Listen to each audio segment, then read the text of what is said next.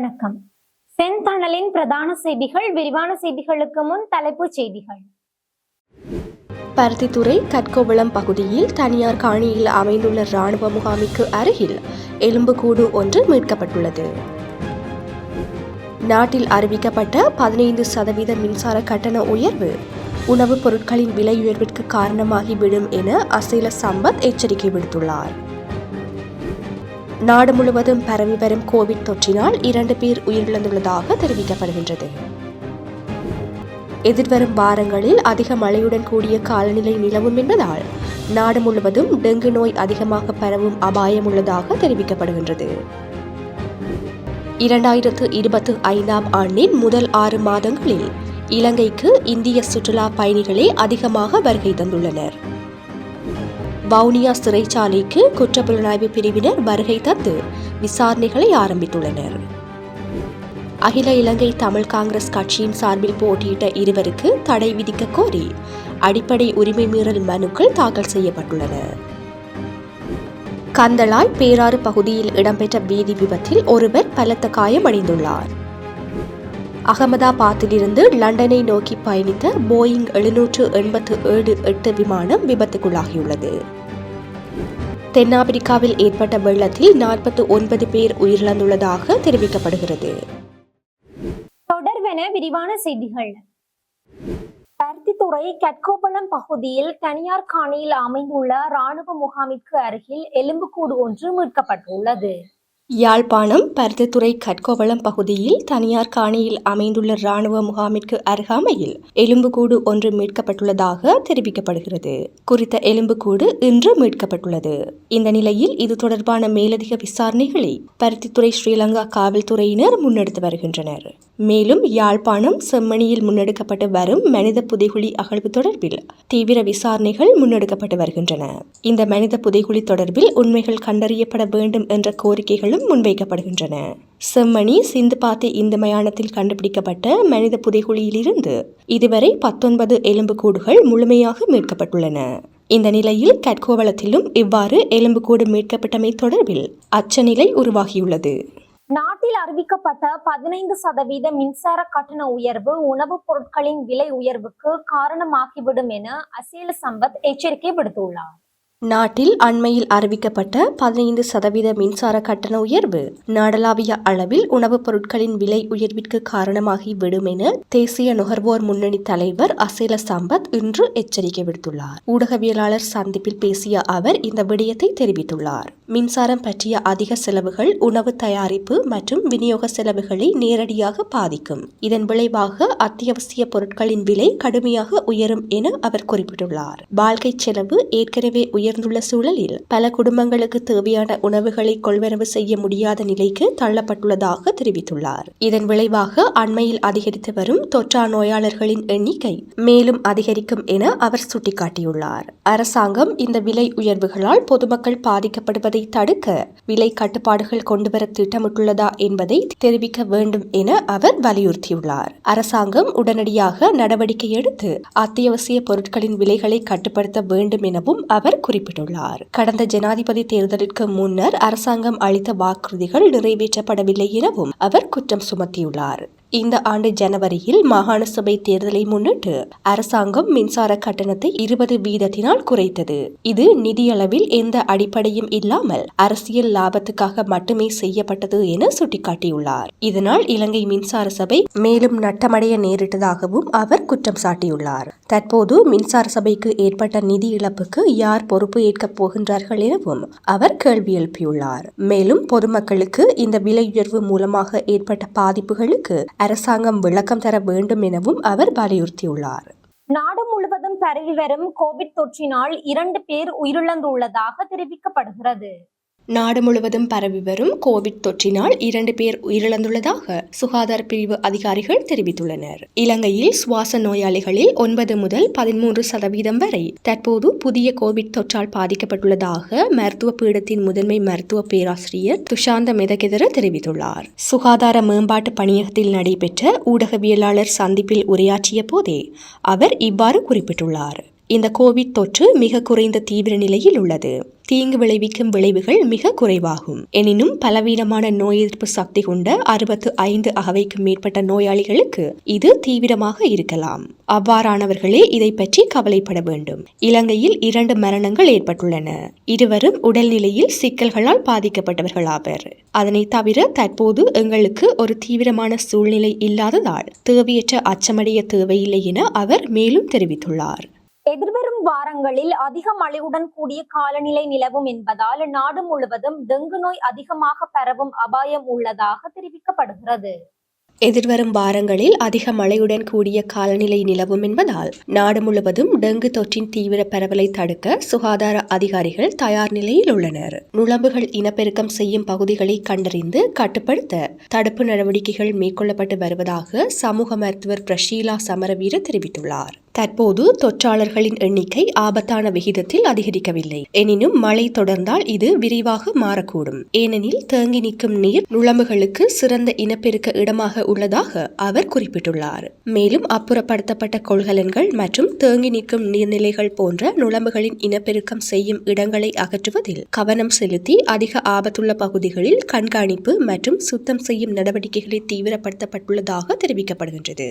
மக்கள் தங்கள் சுற்றுப்புறங்களை சுத்தமாக வைத்திருக்கவும் தங்கள் வீடுகள் மற்றும் தோட்டங்களை தொடர்ந்து ஆய்வு செய்யவும் பொது விழிப்புணர்வு பிரச்சாரங்கள் முன்னெடுப்பதாக அவர் குறிப்பிட்டுள்ளார். நாட்டின் பல பகுதிகளில் பருவமழை தொடர்ந்து பெய்து வருவதால் அதிக காய்ச்சல், கடுமையான தலைவலி, தசை மற்றும் மூட்டு வலிகள் அல்லது தோல் வெடிப்புகள் போன்ற அறிகுறிகள் தோன்றினால் பொதுமக்கள் விழிப்புடன் இருக்கவும் உடனடியாக மருத்துவ உதவியை நாடவும் சுகாதார அதிகாரிகள் வலியுறுத்தியுள்ளனர். 2025 ஆண்டின் முதல் 6 மாதங்களில் இலங்கைக்கு இந்திய சுற்றுலா பயணிகளே அதிகமாக வருகை தந்துள்ளனர். 2025 ஆண்டின் முதல் 6 மாதங்களில் இலங்கைக்கு வருகை தந்த சுற்றுலா பயணிகளில் இந்திய சுற்றுலா பயணிகள் முதலிடத்தில் உள்ளனர். இலங்கை சுற்றுலா மேம்பாட்டு ஆணையகத்தின் தரவு இதனை காட்டுகின்றது. தரவின்படி 2025 ஜனவரி முதல் இலங்கைக்கு வந்த சுற்றுலா பயணிகளின் எண்ணிக்கை 10,51,096 அதிகரித்துள்ளது. இதில் 2,10,074 பேர் இந்தியாவைச் சேர்ந்தவர்கள். மேலும் 1,10,818 பேர் ரஷ்ய நாட்டினை சேர்ந்தவர்கள் ஆவர். அதே நேரம் 2025 ஜூன் மாதத்தின் முதல் 5 நாட்களில் வந்த சுற்றுலா பயணிகளின் எண்ணிக்கை 21,293 பதிவாகியுள்ள நிலையில் அதிலும் இந்தியர்களின் எண்ணிக்கை 6,000 என்ற அளவில் முதலிடத்தில் உள்ளது குறிப்பிடத்தக்கது.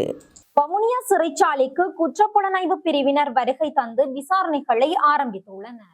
வவுனியா சிறைச்சாலைக்கு வருகை தந்த குற்றப்புலனாய்வு பிரிவினர் இன்றைய நாள் விசாரணைகளை ஆரம்பித்துள்ளனர். குறிப்பாக இன்று காலை சிறைச்சாலைக்குள் நுழைந்த சிஐடி குழுவினர் வவுனியா சிறைச்சாலையை சோதனை செய்துள்ளதுடன் அங்கு தங்கியிருந்து கடமையில் ஈடுபட்ட அதிகாரிகளிடமும் விசாரணைகளை முன்னெடுத்துள்ளனர்.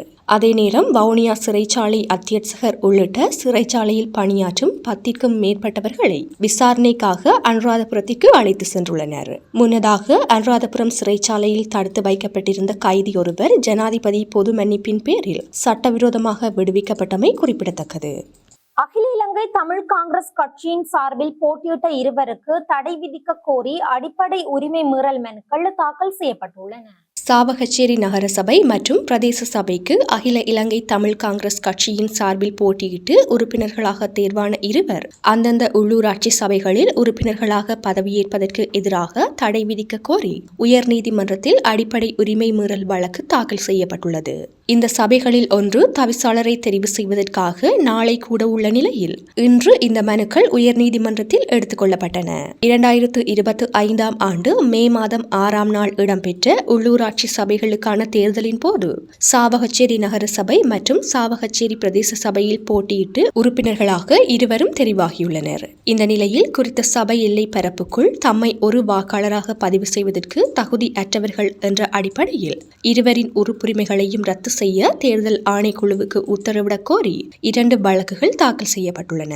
மனுவை பரிசீலித்து உடனடியாக நடைமுறைக்கு வரக்கூடியதாக இடைக்கால தடை விதிக்கும்படி மனுவில் கோரப்பட்டுள்ளது. இந்த 2 மனுக்களும் இன்று மன்றில் பரிசீலனைக்கு எடுத்துக் கொள்ளப்பட்டமை குறிப்பிடத்தக்கது. பந்தளாய் பேராறு பகுதியில் இடம்பெற்ற வீதி விபத்தில் ஒருவர் பலத்த காயமடைந்துள்ளார். கந்தளாய் ஸ்ரீலங்கா காவல்துறை பிரிவுக்கு உட்பட்ட பேராறு பகுதியில் நேற்று மாலை இடம்பெற்ற பீதி விபத்தில் ஒருவர் பலத்த காயமடைந்துள்ளார். 2 உந்துருளிகள் நேருக்கு நேர் மோதியதில் காயமடைந்த நபர் கந்தளாய் மருத்துவமனையில் அனுமதிக்கப்பட்டுள்ளதாக ஸ்ரீலங்கா காவல்துறையினர் தெரிவித்துள்ளனர். விபத்தில் காயமடைந்தவர் கந்தளாய் 1ஆம் காலனியைச் சேர்ந்த 60 அகவையுடையவர் என அடையாளம் காணப்பட்டுள்ளார். அவர் 1ஆம் காலனி பகுதியிலிருந்து உந்துருளி திருத்தும் நிலையத்திற்கு திரும்ப முற்பட்ட போதே எதிரே வேகமாக வந்த இளைஞர் ஒருவரின் உந்துருளி நேருக்கு நேர் மோதிய நிலையில் இந்த விபத்து இடம்பெற்றதாக ஸ்ரீலங்கா காவல்துறையினர் தெரிவித்துள்ளனர். சம்பவம் தொடர்பான மேலதிக விசாரணைகளை கந்தளாய் ஸ்ரீலங்கா காவல்துறையினர் மேற்கொண்டு வருகின்றனர். இப்பகுதியில் பீதி பாதுகாப்பு ஸ்ரீலங்கா காவல்துறையினர் இல்லாத காரணத்தினால் அண்மை காலமாக விபத்துகள் தொடர்ந்து இடம்பெற்று வருகின்றன. இதனால் பொதுமக்கள் இந்த வீதியில் போக்குவரத்து ஒழுங்கமைப்பை மேம்படுத்த வேண்டும் என்ற கோரிக்கையை விடுத்துள்ளனர். மேலும் பாடசாலை மாணவர்களும் சிறுவர்களும் வீதியில் பயணிக்க அச்சப்படுவதாக பெற்றோர்கள் கவலை தெரிவித்துள்ளனர். இனி சர்வதேச செய்திகள். அகமதாபாத்தில் இருந்து லண்டனை நோக்கி பயணித்த போயிங் 787 விமானம் விபத்துக்குள்ளாகியுள்ளது. அகமதாபாத்திலிருந்து லண்டனை நோக்கி பயணித்த போயிங் 787-8 என்ற விமானம் 242 பயணிகளுடன் விபத்துக்குள்ளானமை தொடர்பில் சிவில் விமான போக்குவரத்து இயக்குநரகத்தால் அறிக்கை ஒன்று வெளியிடப்பட்டுள்ளது. குறித்த விமானத்தில் 242 பயணிகள் சென்ற நிலையில் அதில் பயணித்த பயணிகள் தொடர்பில் முதற்கட்ட தகவல்கள் வெளியாகியுள்ளன. விபத்தின் போது விமானத்தில் 169 இந்தியர்களும் 53 பிரித்தானிய நாட்டவர்களும் மற்றும் 1 கனடா நாட்டவரும் 7 போர்த்துகல் நாட்டவர்களும் இருந்ததாக தெரிவிக்கப்பட்டுள்ளது. தென்னாப்பிரிக்காவில் ஏற்பட்ட வெள்ளத்தில் 49 பேர் உயிரிழந்துள்ளதாக தெரிவிக்கப்படுகிறது. தென்னாப்பிரிக்காவில் ஏற்பட்ட வெள்ளத்தில் குறைந்தது 49 பேர் உயிரிழந்துள்ளதாக அதிகாரிகள் அறிவித்துள்ளனர். வெள்ளத்தினால் பாடசாலை பேருந்து ஒன்று இழுத்து செல்லப்பட்டதில் உயிரிழந்த மாணவர்களும் அடங்கியுள்ளனர். தென்னாப்பிரிக்காவின் சில பகுதிகளில் கடுமையான குளிர் நிலவி வருவதால் மழை மற்றும் பனி காரணமாக வெள்ளம் ஏற்பட்டுள்ளது. மிகவும் பாதிக்கப்பட்ட மாகாணங்களில் ஒன்றான கிழக்கு கேப்பில் பகுதியில் இருந்து வெள்ளத்தினால் பலர் வீடுகளை விட்டு வெளியேறியுள்ளனர். மின்சாரம் துண்டிக்கப்பட்டுள்ளதாகவும் வீதிகள் மூடப்பட்டுள்ளதாகவும் மாகாண அதிகார சபை தெரிவித்துள்ளது.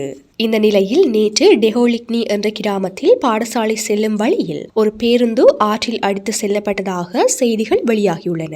இந்த பேருந்தில் மாணவர்கள், பேருந்து ஓட்டுநர் மற்றும் அவரது உதவியாளர் உட்பட 13 பேர் சம்பவ நேரம் பயணித்ததாக மாகாண அரசாங்கம் தெரிவித்துள்ளது. துரதிர்ஷ்டவசமாக அந்த மாணவர்களில் 4 பேரும் ஓட்டுநர் மற்றும் நடத்துனரும் இறந்துவிட்டதாக உறுதிப்படுத்தப்பட்டுள்ளது. மேலும் 4 பேரை காணவில்லை. மீட்பு குழுக்கள் இன்னமும் உடல்களை தேடி வருகின்றது. முன்னதாக 2022ஆம் ஆண்டில் தென்னாப்பிரிக்காவின் டேர்பன் மற்றும் குவாசுலு பகுதியில் பெய்த கனமழையால் ஏற்பட்ட வெள்ளத்தில் 400 பேர் வரை உயிரிழந்தமை குறிப்பிடத்தக்கது. இத்துடன் செய்திகள் நிறைவடைகின்றன. வணக்கம்.